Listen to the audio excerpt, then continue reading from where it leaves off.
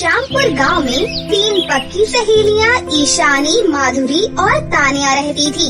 वो तीनों एक ही स्कूल में एक ही क्लास में पढ़ती थी। छुट्टी के बाद वो तीनों एक साथ बाहर निकली। वो देखो, हमारे बर्गर वाले चाचा आ गए। ये बिल्कुल टाइम पर आते हैं हमेशा। फिर वो तीनों बर्गर वाले के पास चली गयी। बोल ईशानी, क्या खाएगी तू?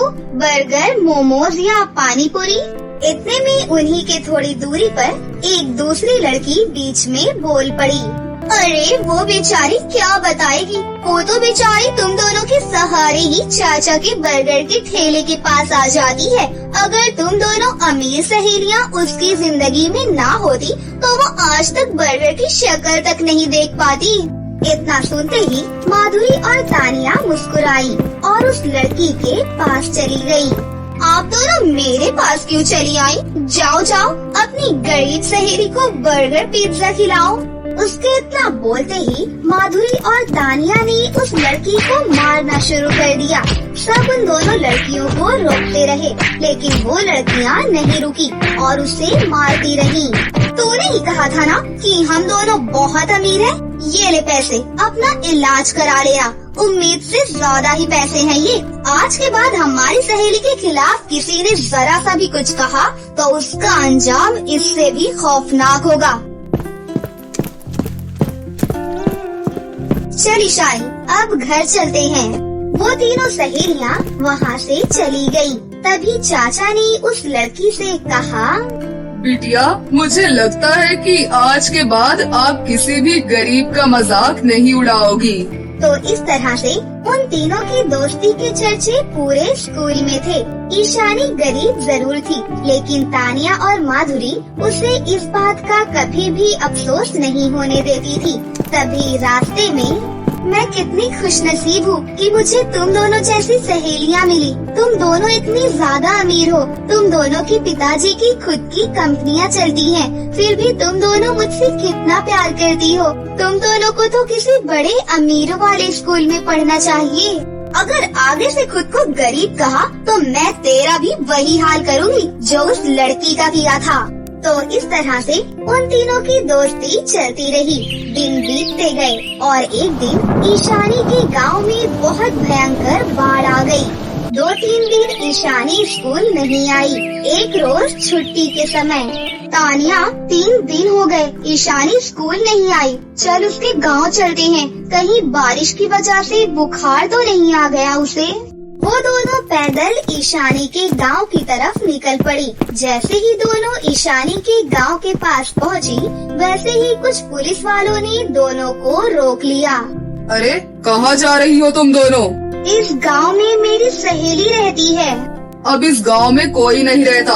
2 दिन पहले इस गांव में भयंकर बाढ़ आई थी, जिससे सारे घर बह गए। बहुत सारे लोगों की तो जान तक चली गई। जो बच गए वो किसी तरह अपनी जान बचाकर भाग गए।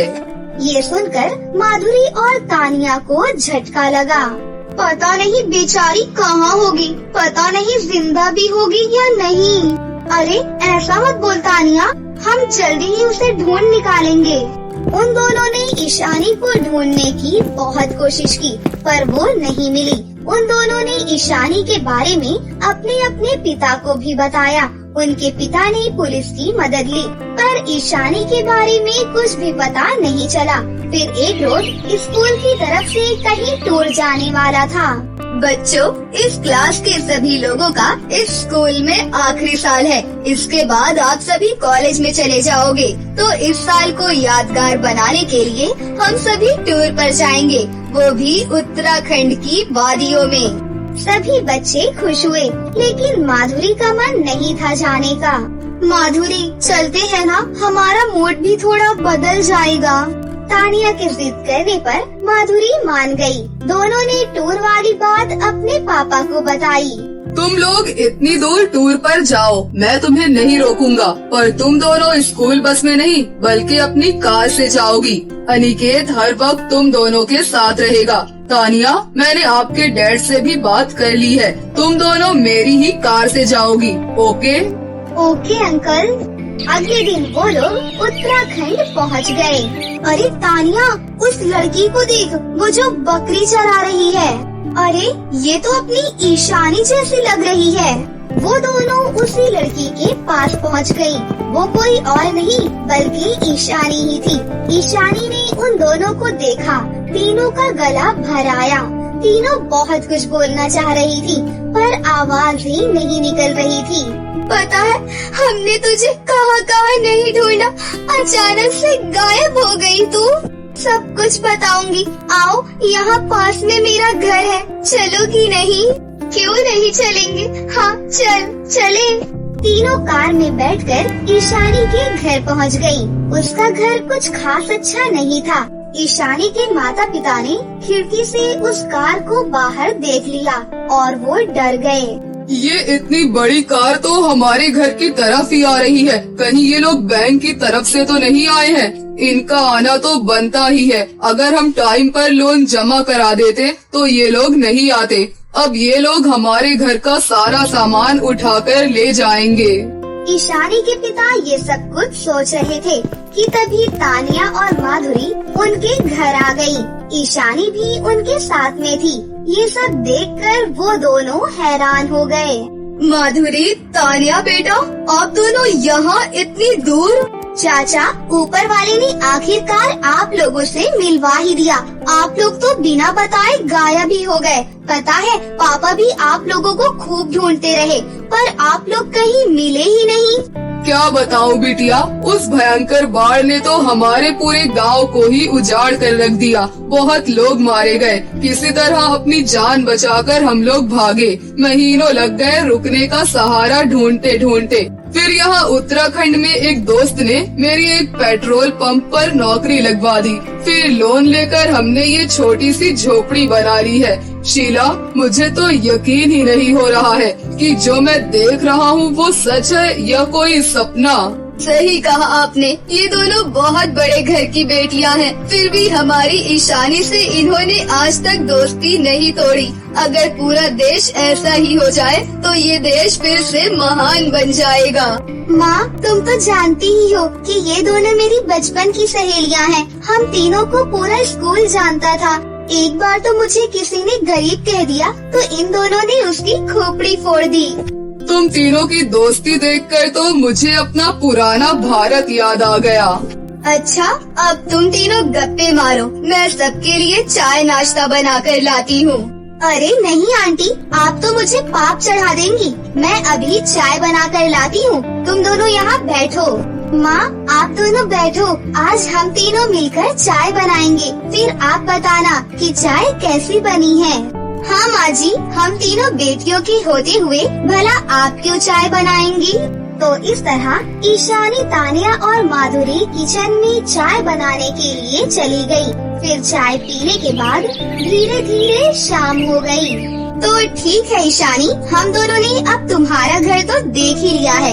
अब हम दोनों आते रहेंगे। मेरा मन तो बहुत कर रहा है कि तुम दोनों आज रात यहीं पर रुक जाओ, पर चाहकर भी मैं तुम दोनों को अपने घर में नहीं रोक सकती। ना ही मेरे घर में बेड है और ना ही अच्छा बिस्तर। जमीन पर गद्दा बिछाकर सोना होगा। तभी उसकी माँ ने कहा, अरे बेटा, रात होने वाली है, इतनी रात में कहाँ जाओगी? क्यों ईशानी, मैंने सही कहा ना? अब ईशानी को मजबूरी में हाँ कहना पड़ा। तभी उन दोनों ने अपने अपने पिता को फोन कर दिया। पापा, हमें यहाँ ईशानी मिल गई, लेकिन वो लोग जिद कर रही हैं कि आज रात हम यहीं रुक जाएं। तो क्या मैं रुक सकती हूँ? ठीक है, रुक जाओ। मैं तुम्हारे प्रिंसिपल और अनिकेत से बात कर लेता हूँ। कल मैं भी आ रहा हूँ ईशानी बिटिया से मिलने। अगले दिन माधुरी के पिता भी आ गए। अरे, आप दूसरे के पेट्रोल पंप पर काम करना बंद कर दीजिए। मैंने अपने गांव के पास ही एक पेट्रोल पंप खोला है। आप लोग वहीं वापस चलिए, क्योंकि वो पेट्रोल पंप आपको ही मैनेज करना है। फिर कुछ दिनों के बाद वो लोग अपने पुराने गांव वापस आ गए। ईशानी के पिता पेट्रोल पंप के मैनेजर बन गए, तो ईशानी की गरीबी भी खत्म हो गई और अब वो हंसी खुशी से रहने लगी। पड़गापुर गांव में अनुषा अपने माता पिता के साथ रहा करती थी। उसका परिवार बहुत ही ज्यादा गरीब था और उसकी गरीबी की वजह से हर कोई उसका बहुत मजाक भी उड़ाया करता था। फिर समय के साथ साथ जब अनुषा शादी के लायक हो जाती है तो कोई भी उसकी गरीबी की वजह से उससे शादी नहीं करना चाहता था। तभी एक दिन लड़के वाले अनुषा को देखने उसके घर आते हैं और अपनी हैसियत से ज्यादा ही दहेज की मांग करते हैं और कहते हैं, देखिए भाई साहब, मेरा बेटा एक बड़ी MNC कंपनी में काम करता है और हमारे पास किसी भी चीज की कोई कमी नहीं है। तो अगर आपकी बेटी हमारे घर आएगी तो वो राज करेगी, राज। इसलिए ये सब सामान देना तो आपका फर्ज बनता है। आखिरकार बिरजू हमारा एक लौता बेटा है। देखिए बहन जी, हमारे पास हमारी बेटी के अलावा आपको देने के लिए और कुछ भी नहीं है और मैं इससे ज्यादा आपको और कुछ भी नहीं दे पाऊंगा। अरे जब आपके पास कुछ है ही नहीं तो अपनी बेटी की शादी किसी भिखारी से कर दीजिए ना। इतने बड़े घर में शादी करने के सपने क्यों देख रहे हैं? खामखा हम लोगों का टाइम खराब कर दिया। चलो बेटा इन फकीरों के यहाँ से। इतना कहकर लड़के वाले अनुषा के रिश्ते को ठुकरा कर वहाँ से चले जाते हैं और ऐसे ही कुछ दिन बाद अनुषा की सहेली चारू का रिश्ता एक बड़े घर में तय हो जाता है। दरअसल चारू अनुषा की बहुत अच्छी सहेली थी, लेकिन वो हैसियत में अनुषा से बहुत ज्यादा अमीर थी, जिस वजह से चारू के माता पिता को अनुषा और चारू की दोस्ती बिल्कुल भी पसंद नहीं थी। इसलिए जब एक दिन चारू अपनी माँ के साथ अपनी शादी का लहंगा खरीदने जा रही होती है, तभी सामने से अनुषा आ जाती है, जिसे देखकर चारू की माँ गायत्री कहती है, ओह माय गॉड, पता नहीं ये सुबह सुबह मैंने किस भिखारी का चेहरा देख लिया। मॉम प्लीज ऐसे मत कहिए, अनुषा मेरी बहुत अच्छी दोस्त है। अरे तुम्हारी दोस्ती की वजह से ही तो मैं इस लड़की को बर्दाश्त कर रही हूँ, वरना इसके जैसी गरीब तो हमारे घर में नौकरानी भी नहीं होती है। अरे माँ बस भी कीजिए। वैसे अनुषा तूने अच्छा किया जो तू यहाँ आ गई। तुझे पता है मैं और माँ मेरी शादी का लहंगा लेने जा रही है, तो तू भी हमारे साथ चल। अरे ये हमारे साथ आकर क्या करेगी? क्यों माँ, अनुषा को भी तो मेरी शादी में पहनने के लिए लहंगा खरीदना है ना, इसलिए अनुषा तू भी मेरे साथ चल। इतना कहकर चारू अपनी सहेली अनुषा के साथ अपनी शादी का लहंगा खरीदने चली जाती है। वहाँ गायत्री चारू के लिए एक से बढ़कर एक लहंगे निकलवाती है और चारू भी उनमें से सबसे महंगा और एक्सपेंसिव लहंगा पसंद कर लेती है। तभी दुकान के कोने में पड़े एक पुराने से लहंगे पर अनुषा की नजर पड़ती है, तो वो उस दुकानदार से कहती है, सुनिए भैया, वो कोने में पड़ा हुआ लहंगा कितने का है? अरे नहीं नहीं, वो बेचने के लायक नहीं है, वो तो एक डिफेक्टिव पीस है, इसलिए हमने उसे निकाल कर कोने में रख दिया है। आप ये दूसरा लहंगा देख लीजिए, उसे तो हम किसी गरीब को दे देंगे। भैया तो फिर वो लहंगा आप मुझे ही दे दीजिए। अच्छा ठीक है, आप वो लहंगा ले जाइए। वैसे भी उसकी वजह से हमारी दुकान में काफी जगह घिर रही है। इतना कहकर वो दुकानदार वो लहंगा अनुषा को दे देता है, जिसके बाद अनुषा वो लहंगा लेकर अपने घर आ जाती है और घर आते ही अनुषा सबसे पहले उस लहंगे को साफ करके सिलती है और फिर उसे धोकर पूरी तरह से चमका देती है, जिसके बाद वो लहंगा बहुत ही ज्यादा सुंदर दिखने लगता है और ये देखकर अनुषा को बहुत अच्छा लगता है। फिर जब चारू की शादी वाले दिन जब अनुषा उस लहंगे को पहनकर तैयार होती है, तो वो लहंगा पहनते ही अनुषा का चेहरा पहले से भी ज्यादा चमकने लगता है और वो बहुत ही ज्यादा सुंदर दिखने लगती है, जिसे देखकर अनुषा कहती है, अरे वाह, ये लहंगा पहनते ही मेरे चेहरे पर कितनी चमक आ गई है और ये लहंगा भी कितना ज्यादा चमक रहा है। इतना कहकर जब अनुषा वो लहंगा पहनकर अपनी दोस्त चारू की शादी में जाती है, तो शादी में आए सभी लोगों की नजर सिर्फ अनुषा के ऊपर ही होती है, क्योंकि अनुषा उस लहंगे में बहुत ही ज्यादा सुंदर दिख रही होती है और शादी में आए हुए करण नाम के एक लड़के को अनुषा से प्यार ही हो जाता है। फिर शादी के कुछ दिन बाद करण अपने माता पिता के साथ अनुषा के घर आता है। देखिए बहन जी, हमारे बेटे को तो आपकी बेटी पहली नजर में ही पसंद आ गई है, इसलिए अब आप बस शादी की तैयारी कीजिए। वो तो सब ठीक है बहन जी, लेकिन हम आपको शादी में कोई दहेज नहीं दे पाएंगे, क्योंकि हमारे पास हमारी बेटी के सिवा और कुछ भी नहीं है। अरे भाई साहब, हमारे पास भगवान का दिया हुआ सब कुछ है, इसलिए हमें आपकी बेटी के सिवा और कुछ भी नहीं चाहिए। हाँ, बस आप हमारे मेहमानों की अच्छे से खातिरदारी कर दीजिएगा, ताकि किसी को कुछ कहने का मौका ना मिले। ठीक है बहन जी, जैसा आप कहें। और इस तरह करण और अनुषा की शादी तय हो जाती है और अनुषा इस बात को लेकर बहुत ज्यादा खुश होती है। लेकिन वहीं अनुषा के माता पिता अनुषा की शादी को लेकर बहुत ज्यादा चिंता में होते हैं। अनुषा की माँ माना कि लड़के वाले बहुत अच्छे हैं, उन्होंने हमसे कोई भी दहेज नहीं मांगा है, लेकिन हमें फिर भी शादी में पैसों की जरूरत तो पड़ेगी ही ना।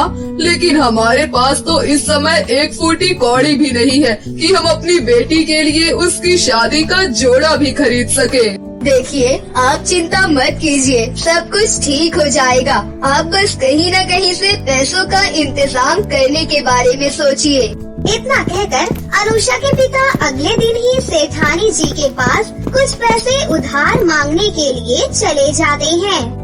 सेठानी जी, कुछ दिन बाद मेरी बेटी की शादी है, तो आप मुझे कुछ पैसे उधार दे दीजिए, मैं आपको मजदूरी करके सारे पैसे चुका दूंगा। अरे क्या कहा तूने? तू मेरे पैसे चुका देगा? अरे तेरे पास तो खुद के खाने के लिए पैसे नहीं होते हैं, तो तू मेरा पैसा कहाँ से चुकाएगा? इससे अच्छा चला जा यहाँ से, मैं तुझे कोई भी पैसा नहीं दूंगी। सेठानी की ऐसी बातें सुनकर अनुषा के पिता निराश होकर घर वापस आ जाते हैं और अपने पिता को इस तरह परेशान देखकर अनुषा उनसे कहती है, पिताजी क्या बात है, आप इतना परेशान क्यों लग रहे हैं? कुछ नहीं बेटी, मैं तो बस तेरी शादी को लेकर थोड़ा परेशान हूँ, लेकिन तू चिंता मत कर, मैं तेरी शादी बड़े ही धूमधाम से करवाऊंगा।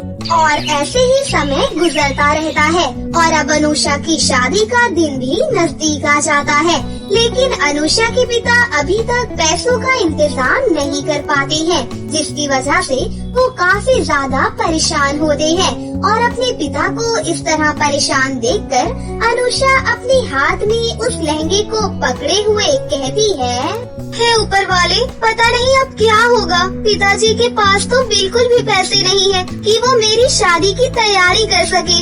अब ऐसे में कल मेरी शादी कैसे हो पाएगी? मुझे तो कुछ भी समझ में नहीं आ रहा।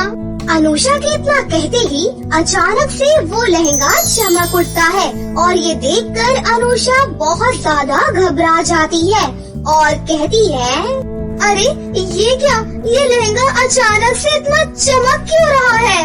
अनुषा के इतना कहते ही उस लहंगे में से एक आवाज आती है, घबराओ मत अनुषा, मैं एक जादुई लहंगा हूँ और मुझे कई साल पहले एक दुष्ट चुड़ैल ने पुराना हो जाने की वजह से उस कपड़े की दुकान में मुझे बेच दिया था, लेकिन आज तक किसी ने भी मुझे खरीदने के बारे में नहीं सोचा, पर तुमने मुझे देखते ही मुझे खरीद लिया और मुझे ठीक करके फिर से पहले की तरह बना दिया। इससे पता चलता है कि तुम चीजों की कितनी कद्र करती हो, इसलिए आज मैं भी तुम्हारे लिए कुछ करना चाहता हूँ। तो बताओ तुम्हें मुझसे क्या चाहिए? जादुई लहंगे की ये बातें सुनकर अनुषा उसे अपनी सारी परेशानी बता देती है, जिसके बाद वो लहंगा कहता है, बस इतनी सी बात, तो ये लो। जादुई लहंगे की इतना कहते ही उसके अंदर से ढेर सारी नोटों की गड्डियाँ निकलना शुरू हो जाती है और ये देखकर अनुषा बहुत ज्यादा खुश हो जाती है और कहती है, आपका बहुत बहुत शुक्रिया जादुई लहंगे। और इस तरह से अनुषा वो सारे पैसे ले जाकर अपने पिता को दे देती है और उन्हें सारी बातें बता देती है, जिसके बाद उसके माता पिता भी बहुत ज्यादा खुश हो जाते हैं और शादी वाले दिन वो अनुषा की बड़े ही धूमधाम से शादी करवाते हैं। और अनुषा की शादी इतने धूमधाम से होता देखकर चारू की माँ की आंखें फटी की फटी रह जाती है, लेकिन चारू अपनी दोस्त की ये शादी देखकर बहुत ज्यादा खुश होती है और इस तरह उस जादुई लहंगे की वजह से अनुषा की शादी बड़े ही धूमधाम से करण के साथ हो जाती है और अब वो हंसी खुशी से अपने ससुराल चली जाती है और अपना जीवन व्यतीत करने लगती है। पलमपुर गांव में दो सहेलियां रहती थीं, टीना और माहिरा। दोनों को ही सजने संवरने का बहुत शौक था, लेकिन फिर भी दोनों में काफी अंतर था। अरे ये क्या कर रही है तू? मुझे दिखा, क्या चला गया तेरी आग में? ला, मैं निकाल देती हूँ। ओहो, तू भी ना सच में हमेशा गवाह ही रहेगी। अरे पागल, मेरी आग बिल्कुल ठीक है। मैं तो ये नकली पलके लगा रही थी। हैं? नकली पलके? जरा दिखा तो। माहिरा के कहने पर टीना ने उसे नकली पलक दिखाई, जिन्हें देखकर माहिरा हैरान रह गई। और फिर अच्छी है, लेकिन तेरी आँखों पर अच्छी नहीं लग रही। साफ पता लग रहा है कि नकली है। तू चुप कर, तुझे क्या पता क्या अच्छा है और क्या नहीं? तुझे मेकअप के बारे में कोई नॉलेज ही नहीं है। अच्छा, शहर में अपनी बुआ के यहाँ कुछ महीने रह के आई, तुझे बड़ा सब कुछ आ गया। और नहीं तो क्या, बुआ जी के यहाँ मैंने 3 महीने का प्रोफेशनल कोर्स किया है और सब कुछ सीख कर आई हूँ। मैंने तो सोच लिया है कि अब तो मैं शहर में ही रहूंगी और वहीं पर अपना सैलून खोलूंगी। क्या खोलेगी तू वहाँ पर? सैलून। अरे महंगे और अच्छे ब्यूटी पार्लर को सैलून ही कहती है। तुझे पता है वहाँ एक बार का मेकअप करने के पूरे 5,000 रुपए लगते हैं। हाँ? अरे बाप रे, इतने में तो मेरा सालों के मेकअप का खर्चा निकल आएगा। हाँ, तभी तो कह रही हूँ कि तुझे कुछ भी नहीं पता। अरे महंगे सैलून तुझ जैसे गरीबों के लिए नहीं होते। वहाँ वही लोग आते हैं जिनकी जेब में पैसों की कोई कमी नहीं होती।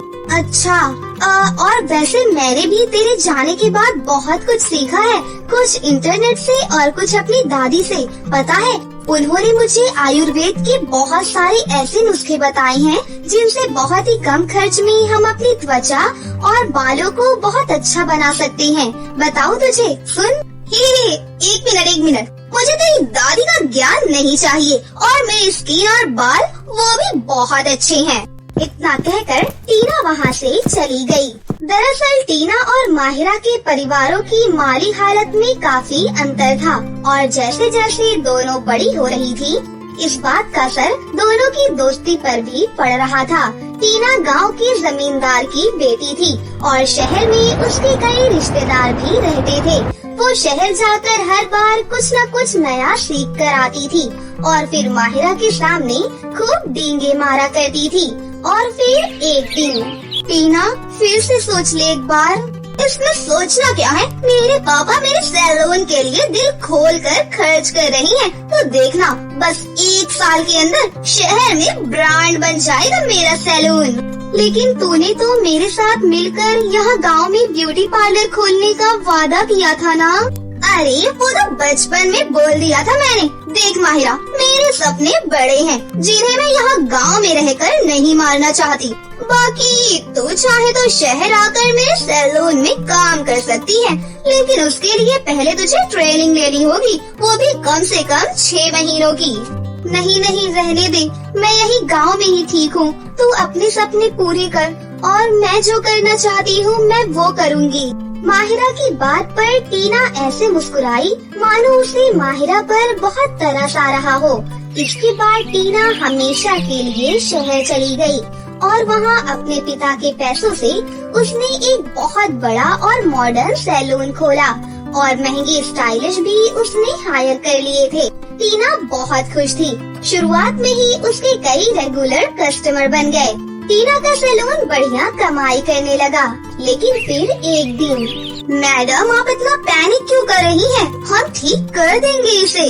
क्या ठीक करोगी तुम? कल मेरी सगाई है और देखो क्या किया तुम्हारे स्टाफ ने। तुम्हारा ये प्रोडक्ट एक्सपायर हो चुका है और इसी से मेरा चेहरा खराब हुआ है। पिछले 1 घंटे से तुम्हारे लोग ना जाने क्या क्या एक्सपेरिमेंट कर रहे हैं मेरे चेहरे पर, लेकिन कुछ भी नहीं हुआ। लेकिन तुम ये मत सोचना कि ये सब करके तुम बच जाओगी। मैं तुम्हारे सैलून को 0 रेटिंग दूंगी। सोशल मीडिया पर मेरी पोस्ट तुम्हें बर्बाद करने के लिए काफी होगी। I promise you. उस नाराज कस्टमर ने वाकई सोशल मीडिया पर टीना के सैलून की बहुत बुराई की, जिसका असर सीधा टीना के सैलून की इमेज पर पड़ा और उसके कस्टमर कम होते चले गए। हालात ये हो गए कि कुछ ही महीनों में टीना का सैलून बंद होने की कगार पर पहुंच गया। फिर अचानक एक दिन टीना ने अपनी उसी पुराने कस्टमर की सगाई की फोटोज और वीडियोस सोशल मीडिया पर देखी और फिर अरे इसकी सगाई तो एक दिन बाद ही थी, लेकिन इसका चेहरा तो बिल्कुल ठीक दिख रहा है। लेकिन ये हुआ कैसे? इस सवाल का जवाब जानने के लिए टीना ने फौरन अपने उस कस्टमर को फोन लगाया और फिर उसे जो पता चला उसे सुनकर उसका मुंह खुला का खुला ही रह गया। टीना की वो पुरानी कस्टमर अब किसी और की रेगुलर कस्टमर थी। ये एक नया सैलून था जो बहुत बड़ा और मॉडर्न तो नहीं था, लेकिन फिर भी उसके पास कस्टमर की कमी नहीं थी। और सबसे खास बात ये कि वो नया सैलून शहर में भी नहीं था।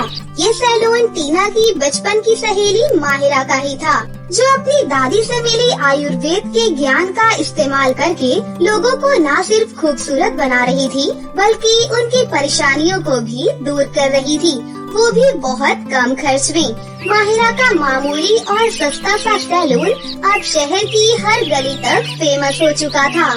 आप बिल्कुल चिंता मत कीजिए, बस 1-2 दिन और फिर ये दाग भी चले जाएंगे। Thanks a lot. सच में आपके बारे में जो सुना था वो बिल्कुल सच ही पाया। माहिरा की टक्कर में कोई भी नहीं था, लेकिन फिर भी उसे जरा भी घमंड नहीं था। दूसरी तरफ टीना का घमंड भी अब चकनाचूर हो चुका था। वो माहिरा की दहलीज पर खड़ी थी, लेकिन अंदर आने की हिम्मत नहीं जुटा पा रही थी। और फिर अरे टीना, तू बाहर क्यों खड़ी है? अंदर आ। कितने दिनों बाद देखा तुझे। और सुना, कैसा चल रहा है सब कुछ? सब कुछ खत्म हो गया माहिरा। मेरा सैलून बंद हो गया। मुझे समझ आ गया कि सैलून चलाने के लिए अमीर होने से ज्यादा हुनरमंद और समझदार होना जरूरी है, जो मैं तो बिल्कुल भी नहीं हूँ। लेकिन तेरे लिए मैं बहुत खुश हूँ। तूने तो वाकई कमाल ही कर दिया। ये कमाल मेरा नहीं, बल्कि मेरी दादी के आयुर्वेद का है। बोल, आज तो सुनेगी ना उनके नुस्खे, क्योंकि यहाँ बहुत प्रेशर है। जल्दी से सब कुछ सीख ले और फिर लग जा मेरे साथ काम पर। फिर क्या, उसके बाद दोनों सहेलियाँ एक दूसरे के गले लग जाती है और हंसने लगती है। पटना के एक छोटे से गांव में पाखी नाम की लड़की अपनी माँ के साथ रहती थी। घर का खर्च चलाने के लिए पाखी की माँ लड़कियों का मेकअप करती थी। उसके पास इतने पैसे नहीं थे कि वो एक ब्यूटी पार्लर खोल सके, इसलिए वो लड़कियों का मेकअप घर पर ही किया करती थी। पाखी अपनी माँ से मेकअप करने का हुनर सीखा करती थी। फिर एक दिन पाखी की माँ बीमार पड़ जाती है और फिर पाखी की माँ कलावती बोलती है, बेटी, लगता है मेरा अंतिम समय आ गया है। मुझे पता है अब मैं जिंदा नहीं बचूंगी। मैंने तुझे मेकअप करने का हुनर सिखा दिया है, उससे तू अपना गुजारा करना बेटी। हमारी ईमानदारी और सच्चाई सबसे बड़ी दौलत होती है। तू हमेशा अच्छाई की राह पर चलना और लालच में आकर कभी किसी को धोखा मत देना। हाँ माँ, आपकी बात मैं हमेशा याद रखूंगी, लेकिन आप मुझे छोड़कर मत जाओ माँ। आपके सिवा मेरा इस दुनिया में कोई भी नहीं है। पाखी अपनी माँ के गले लगकर रोना शुरू कर देती है। तभी अचानक पाखी की माँ के प्राण छूट जाते हैं। इस तरह पाखी पूरी तरह अकेली पड़ जाती है, लेकिन वो किसी तरह अपने आप को संभालती है। माँ के गुजरने के बाद पाखी लड़कियों का मेकअप करना शुरू कर देती है। फिर एक दिन निशा नाम की एक लड़की वहाँ पर आती है और बोलती है, सुनो, आज मेरी शादी होने वाली है। मैं बहुत गरीब हूँ। शादी की तैयारी में सारे पैसे खर्च हो गए। मेरे पास मेकअप कराने के लिए 1 भी रुपया नहीं है। मदद के लिए मैं तुम्हारे पास आई हूँ। प्लीज मेरा मेकअप कर दो। अरे तुम उदास मत हो, मैं मुफ्त में तुम्हारा मेकअप कर दूंगी, क्योंकि गरीबी क्या होती है ये मैं अच्छी तरह से जानती हूँ। आओ यहाँ बैठो। फिर पाखी अपना मेकअप बॉक्स खोलकर देखने लगती है। अरे ये क्या, इसमें तो बहुत थोड़ा मेकअप बचा हुआ है। आज तो मुझे हेमलता मैडम का भी मेकअप करना है। खैर कोई बात नहीं, पहले मैं इस लड़की का मेकअप कर देती हूँ। उसके बाद पाखी उस लड़की का बहुत अच्छा सा मेकअप कर देती है। वो लड़की बहुत ज्यादा खूबसूरत दिखने लगती है। इस बात से खुश होकर वो लड़की पाखी को गले लगा लेती है और पाखी का शुक्रिया अदा करके वहाँ से चली जाती है। लेकिन थोड़ी देर में वहाँ हेमलता मैडम आ जाती है, जो कि उस गांव की सबसे अमीर औरत थी। चल जल्दी से मेरा मेकअप कर। हेमलता मैडम, मेरा मेकअप का सामान खत्म हो गया है, इसलिए मैं आपका मेकअप नहीं कर पाऊंगी। किसी दूसरे पार्लर में जाकर आप अपना मेकअप करवा लीजिए। ये सुनते ही हेमलता गुस्से से आग बबूला हो जाती है और गुस्से से बोलती है, तुझे मैंने पहले ही कहा था आज मुझे मेकअप करवाना है और तू मुझे बता रही है तेरे पास मेकअप नहीं है। मैं कुछ नहीं जानती, चल जल्दी से मेरा मेकअप कर। मुझे माफ कर दीजिए, दरअसल मेरे पास एक गरीब लड़की आई थी। उसके पास पैसे नहीं थे और उसकी आज शादी थी। मैंने उसकी मदद करने के लिए उसका मेकअप कर दिया। ये देखिए, मेकअप का सामान खत्म हो गया है। तेरी वजह से मेरा मूड खराब हो गया, मैं तुझे इसकी सजा जरूर दूंगी। हेमलता अपने घर पर फोन करके नौकरों को बुला लेती है और नौकरों से पाखी का घर पूरी तरह से तुड़वा देती है। अपने घर को टूटा हुआ देखकर पाखी जोर जोर से रोने लगती है, लेकिन दूसरी तरफ हेमलता हंसते हुए उसका मजाक उड़ाती है और अपनी गाड़ी में बैठकर वहाँ से चली जाती है। उस दुष्ट औरत ने मेरा घर तोड़कर बर्बाद कर दिया। अब तो मेरे पास रहने की भी कोई जगह नहीं है। समझ में नहीं आ रहा मैं कहाँ जाऊँ। उसके बाद पाखी एक बड़े से पेड़ के नीचे रहने लगती है। कुछ दिनों बाद पाखी के पास वही लड़की आती है जिसका उसने मुफ्त में मेकअप किया था और उसकी ये हालत देखकर बोलती है, अरे पाखी, तुम्हारी इतनी बुरी हालत कैसे हो गई? तुम्हारी हालत देखकर मुझे बहुत दुख हो रहा है। फिर पाखी रोते हुए अपने साथ बीती हुई बातें उसे बता देती है। तब निशा कहती है, चिंता मत करो, तुम्हारी सारी परेशानी दूर हो जाएगी। ये लो, मैं तुम्हारे लिए खास तरह का मेकअप का बॉक्स लेकर आई हूँ। इसके अंदर अलग अलग रंग के जादुई अंडे हैं। इन अंडों से तुम किसी को भी खूबसूरत बना सकती हो। और हाँ, ये थोड़े पैसे भी रख लो, इससे तुम अपना एक छोटा सा ब्यूटी पार्लर खोल लेना। इससे पहले पाखी उस लड़की का शुक्रिया अदा करती, वो लड़की वहाँ से गायब हो जाती है। पाखी को कुछ भी समझ में नहीं आता। उसके बाद पाखी उस लड़की के दिए गए पैसों से अपना एक छोटा सा ब्यूटी पार्लर खोल लेती है। थोड़ी देर के बाद एक उर्मिला नाम की औरत अपनी बेटी को लेकर वहाँ पर आती है और बोलती है, सुनो लड़की, वक्त से पहले ही अचानक मेरी बेटी के बाल सफेद हो गए हैं। इसका चेहरा देखो कितना बदसूरत बन गया है। आज इसे लड़के वाले देखने आ रहे हैं। क्या तुम अपने मेकअप से इसको खूबसूरत बना सकती हो? हाँ हाँ, क्यों नहीं, मैं कोशिश करके देख सकती हूँ। उसके बाद पाखी अपने जादुई मेकअप से जादुई अंडा निकालकर उस लड़की के सर पर फोड़ देती है और अगले ही पल उस अंडे की शक्ति से उस लड़की के सारे बाल सफेद से काले हो जाते हैं और साथ ही उस लड़की का चेहरा बहुत ज्यादा सुंदर हो जाता है। ये देखकर दोनों माँ बेटी बहुत खुश होती है और पाखी को मुंह मांगे पैसे देकर वहाँ से चली जाती है।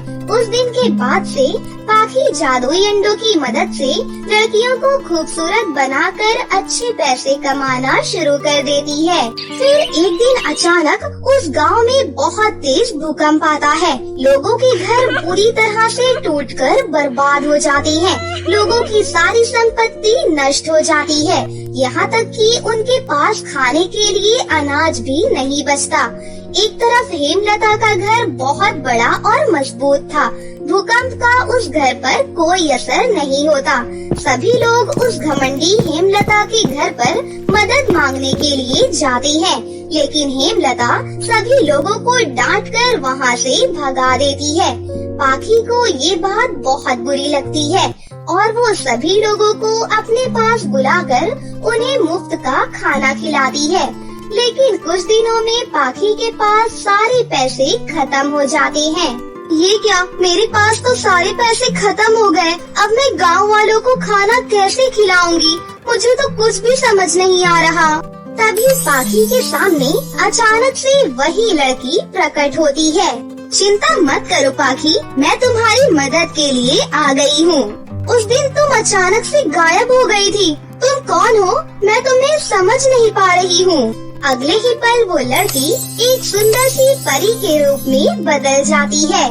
मैं परी लोक की सिंड्रेला परी हूँ। मुझे लोगों की मदद करना बहुत अच्छा लगता है। तुम बहुत ही ईमानदार और सच्ची लड़की हो। तुमने सच्चे मन से सबकी मदद की, इसलिए मैं तुम्हारे ब्यूटी पार्लर को जादुई ब्यूटी पार्लर के रूप में बदल रही हूँ। लोगों का मेकअप करने के साथ साथ तुम लोगों को पेट भर खाना भी खिला सकती हो। परी के इतना कहते ही जादू से पार्लर में ढेर सारी अनाज की बोरियां प्रकट हो जाती हैं। ये अनाज की बोरियां कभी भी खत्म नहीं होंगी। तुम इसी तरह लोगों की सहायता करती रहना। उसके बाद परी वहाँ से गायब हो जाती है। उस दिन के बाद से पाखी अपना जादुई ब्यूटी पार्लर चलाने के साथ साथ गरीब लोगों को रोजाना फ्री में खाना भी खिलाने लगती है। लोगों की भलाई और मदद करते हुए वो हंसी खुशी से अपनी जिंदगी जीने लगती है। तो दोस्तों, कैसी लगी आपको हमारी ये कहानी? अगर आपको हमारी कहानी अच्छी लगी हो तो इसे जरूर लाइक करें। साथ ही हमारे चैनल को सब्सक्राइब भी कर लें और बेल आइकन को दबाना ना भूलें। मिलते हैं अगली वीडियो में। धन्यवाद।